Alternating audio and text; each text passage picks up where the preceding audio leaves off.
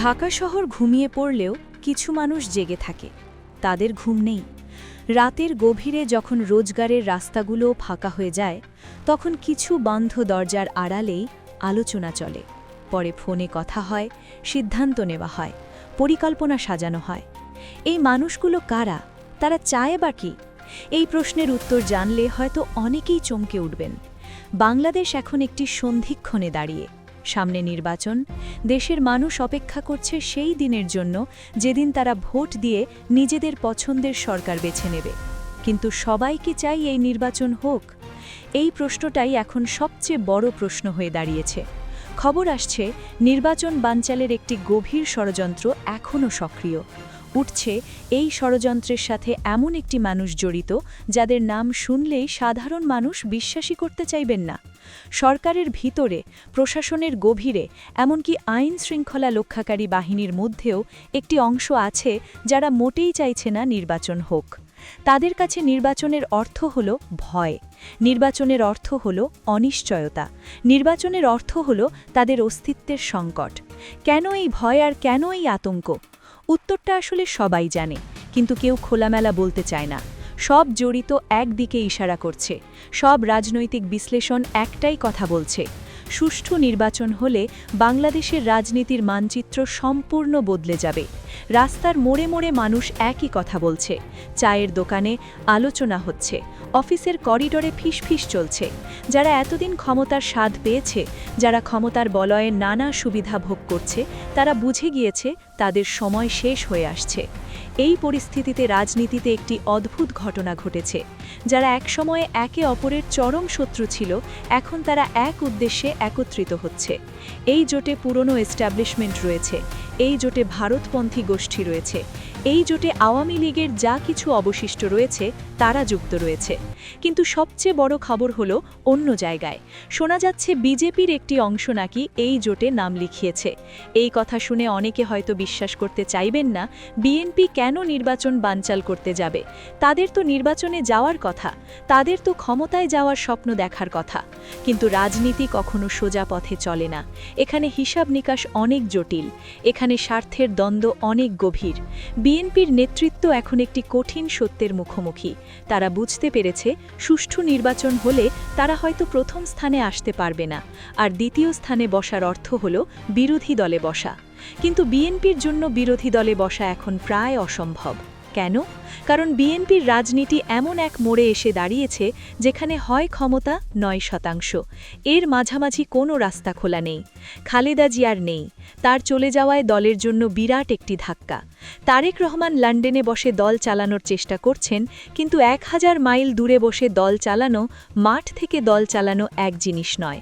কর্মীরা হতাশ হয়ে পড়েছে, দিনে দিনে নেতারা দিশা পাচ্ছেন না, সাধারণ সমর্থকরা বুঝতে পারছেন না কোন দিকে যাবেন। এই অবস্থায় যদি বিএনপি ক্ষমতায় না আসে, তবে দলটার কি হবে সেটা ভাবলেও গা শিউরে ওঠে। রাজনৈতিক বিশ্লেষকরা বলছেন, বিএনপি এখন সেই সুযোগের মুখোমুখি, হয় ক্ষমতা নয় শূন্যতা। এটাই তাদের বর্তমান অবস্থা। আর যখন একটি দল এমন পরিস্থিতিতে পড়ে, তখন সেই দল যে কোনো কিছু করতে পারে। নীতি নৈতিকতার কথা তখন কেউ ভাবতে পারে না। বেঁচে থাকাটাই তখন একমাত্র লক্ষ্য হয়ে দাঁড়ায়। এই প্রেক্ষাপটে যমুনার যে আন্দোলন চলছে, সেটাকে নতুন করে ভাবা দরকার। বাইরে থেকে দেখলে মনে হবে যে এটা পে স্কেল আর গ্যাজেটের দাবিতে একটি পেশাগত আন্দোলন, কিন্তু একটু গভীরে তাকালে অন্য ছবি ফুটে ওঠে। এই আন্দোলনের পিছনে কি অন্য কোনো উদ্দেশ্য কাজ করছে? এই আন্দোলনে লীগপন্থী আমরা রয়েছে এটা বোঝা যায়, কিন্তু অবাক করা বিষয় হলো বিএনপিপন্থী আমরাও এই আন্দোলনে সামিল হয়েছেন। প্রশ্ন হলো, তারা কেন এখানে? তাদের তো ধৈর্য ধরে অপেক্ষা করার কথা, তারা তো আসার কথা যে এই ক্ষমতায় এলে সব দাবি পূরণ হবে। কিন্তু তারা অপেক্ষা করছে না, তারা এখনই রাস্তায় নামছে। এর একটা ব্যাখ্যা হতে পারে, তারা হয়তো বুঝতে পেরেছেন বিএনপি আবার ক্ষমতায় আসতে পারছে না, আর সেই কেউ এলে তাদের ভাগ্যে কি ঘটবে সেটা নিয়ে তারা এখনও নিশ্চিত নন। তাই তারা চাইছেন নির্বাচনটা না হোক, পরিস্থিতি এমন হোক যেন ভোটের দিন পিছিয়ে যায় অথবা পুরো জিনিসটা বানচাল হয়ে যায়। ধরুনির সামনে যা হচ্ছে সেটা নিয়ে উদ্বেগও বাড়ছে। পুলিশের আচরণ অনেকের চোখে পড়েছে, তা স্বাভাবিক রকমের আক্রমণাত্মক। তাদের এই অতি উৎসাহ কেন? কিছু সূত্র বলছে, পুলিশের এক অংশ হয়তো ইচ্ছা করেই পরিস্থিতি গরম করছে। তারা চাইছে সংঘাত বাড়ুক, সহিংসতা ছাড়ার।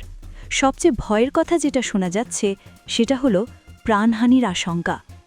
তরুণীর স্বামী যদি কোনোভাবে মৃত্যু ঘটে তাহলে পরিস্থিতি তৈরি হবে সেটা সামলানো যাবে না। অতীতে আমরা দেখেছি যে একটা লাশ কিভাবে পুরো আন্দোলনের চেহারা বদলে দিতে পারে, একটা লাশ কিভাবে রাস্তা উত্তপ্ত করতে পারে, আর একটা লাশ কিভাবে সরকার পতনের কারণ হয়ে উঠতে পারে। যারা নির্বাচন চায় না তারা কি এই পথে হাঁটছে? তারা কি চাইছে এমন কিছু ঘটুক যা পুরো দেশকে অস্থির করে দেবে? মানুষ রাস্তায় নামবে, সহিংসতা ছাড়াবে, আর এই পরিস্থিতিতে নির্বাচন করা অসম্ভব হয়ে পড়বে। এই ষড়যন্ত্রের আরও একটি মাত্রা রয়েছে, সেটা হলো সেনাবাহিনী নিয়ে। সেনাবাহিনীর মূল অংশ নির্বাচনের পক্ষে বলে জানা গেছে। তারা চায় সব সময় ভোট হোক। ইউ সরকারও এই বিষয়ে বদ্ধপরিকর। কিন্তু সেনাবাহিনীর ভেতরে কিছু মানুষ রয়েছে যারা অন্য কথা ভাবছে। তারা পুরনো ব্যবস্থার সাথে জড়িত, তারা আগের সরকারের সময় সুবিধা পেয়েছে। তারা চায় না যে পরিবর্তন আসুক। এই পরিস্থিতিতে দেশের প্রতিটা মুহূর্তই এখন অনিশ্চিত। শেষ মুহূর্ত পর্যন্ত কেউ কিছু বলতে পারছে না। কোথা থেকে কোন আগুন জ্বলে উঠবে কেউ জানে না। কোথাও থেকে সংঘাত শুরু হবে সেটা আন্দাজ করা কঠিন। নির্বাচন কমিশন বলছে সব প্রস্তুতি শেষ। প্রধান নির্বাচন কমিশন জানিয়েছে কোনো ঘাটতি নেই। সেনাবাহিনী তৈরি, পুলিশ তৈরি, কাগজ কলমে সব ঠিক আছে। কিন্তু বাস্তবে সব ঠিক আছে কিনা সেটা কে বলবে? যারা নির্বাচন ঠেকাতে চায় তারা তো কাগজ কলমে কাজ করবে না, তারা অন্ধকারে কাজ করে, তাদের পর্দার পিছন থেকে সুতো টানে। এদিকে আওয়ামী লীগের পরিস্থিতি দেখলে তাদের মরিয়া মনোভাব বোঝা যায়। নির্বাচন হলে গণভোট হবে, আর গণভোট যদি মানুষ হাঁ বলে তাহলে আওয়ামী লীগকে চিরতরে নিষিদ্ধ হবে। তাদের কোনোদিন ফেরার উপায় থাকবে না। এই ভয় তাদের গ্রাস করে ফেলেছে। তারা জানে যে এই নির্বাচন তাদের জন্য শেষ পেরেক, তাই তারা যে কোনো উপায় ঠেকাতে মরিয়া। রাজনৈতিক বিশ্লেষকরা বলছেন আওয়ামী লীগ নিষিদ্ধ হলে তারা আর আগের রূপে ফিরে পাবে না। হয়তো সে পরিবারকে বাদ দিয়ে কিছু মানুষ অন্য কোনো নামে রাজনীতিতে থাকতে পারে, কিন্তু সেটা হবে ছোট্ট একটা দল। আগের সেই শক্তি, সেই প্রভাব ফেলছে না। বিএনপির হিসেবটা জটিল। তারেক রহমান যদি প্রধানমন্ত্রী না হতে পারে তাহলে তিনি হয়তো দেশে থাকবেন না। তার জন্য প্রধানমন্ত্রী হওয়া ছাড়া দেশে থাকার কোনো অর্থ নেই। আর তিনি যদি চলে যান তাহলে বিএনপির কর্মীরা কোথায় যাবে? বিশ্লেষকরা বলছেন বিএনপি যদি আবার ক্ষমতায় আসে তাহলে তাদের বড় এক অংশ অন্য দলে চলে যাবে। কেন যাবে? কারণ বিএনপির আদর্শের সাথে অন্য কোনো দলের আদর্শের মিল আছে। ভারত বিরোধী অবস্থান, ধর্মীয় মূল্যবোধ, জাতীয়তাবাদী চেতনা। জিয়াউর রহমানের সময় থেকে যে পথ বিএনপি হেঁটেছে সেই পথে অন্যরা এখনও হাঁটছে। তাই বিএনপির কর্মীদের পক্ষে অন্য কোনো দলে যোগ দেওয়া খুব একটা কঠিন হবে না। পুলিশের আচরণ নিয়ে প্রশ্ন হচ্ছে। ছাত্রদের পেটানো, সাধারণ মানুষের উপর লাঠিচার্জ, অপ্রয়োজনীয় বলপ্রয়োগ, এসব ঘটনা মানুষকে ক্ষুব্ধ করেছে। কিন্তু এই ষড়যন্ত্র কি সফল হবে? এই প্রশ্নের উত্তর সময় বলে দেবে। কারণ বাংলাদেশের মানুষ এখন সচেতন। তারা বুঝছেন কি হচ্ছে, তারা বোঝে যে কি করছে, তাদের চোখ কান খোলা। কিন্তু সরকার জানিয়েছেন তারা সময় মতো সুষ্ঠু নির্বাচন করতে বদ্ধপরিকর। কোনো ষড়যন্ত্র প্রশ্রয় দেওয়া হবে না। কিন্তু সরকারের ভেতরে সব মানুষ একরকম নয়। কিছু মানুষ পুরনো ব্যবস্থার সাথে জড়িত, কিছু মানুষ অন্যদের সাথে কাজ করছে। বাংলাদেশের মানুষ অনেক কিছু সহ্য করেছেন, কষ্ট সহ্য করেছে, দূষণ সহ্য করেছে, কিন্তু তাদের অধিকার ছাড়েনি। তারা লড়াই করছে, জয় ছিনিয়ে এনেছে।